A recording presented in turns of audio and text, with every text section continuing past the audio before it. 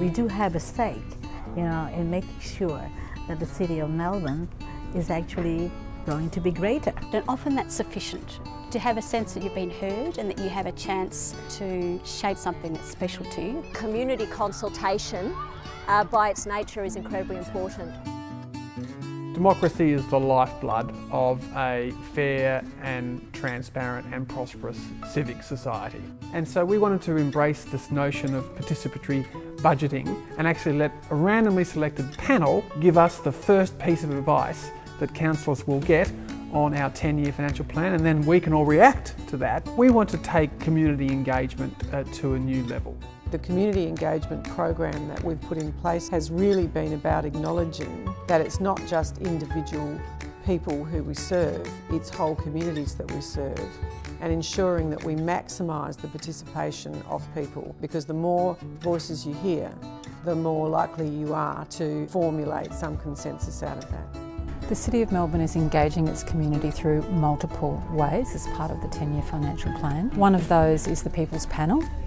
That is a group of 46 randomly selected ordinary everyday Melburnians, and they will work with us over a considerable period to help us deliberate on what is a fairly complex issue. What's happening behind me is a workshop. We've got people here from community organisations, special interest groups like residents associations. We've got individuals here. We had from around the group a diverse range of opinions and lots of good ideas that were worth council following through.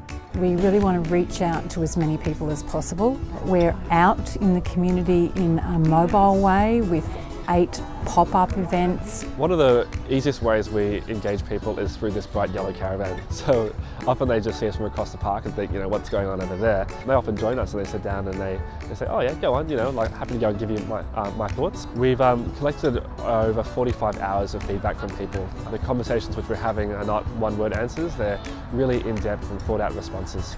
Diversity is a strength of a good quality community engagement program. We also have a number of smaller discussion groups, our Indigenous elders and some of our senior citizens, for example.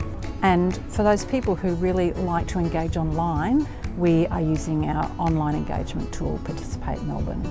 We wanted to hear from the silent majority, from the ordinary busy people who wouldn't normally take the time to engage in a council process. From all of the feedback that we receive, that forms a community report, and that report goes to the People's Panel. We have started this process with a whole range of opportunities for people to participate to ensure that the City of Melbourne maintains our commitment to being a bold, inspirational and sustainable city.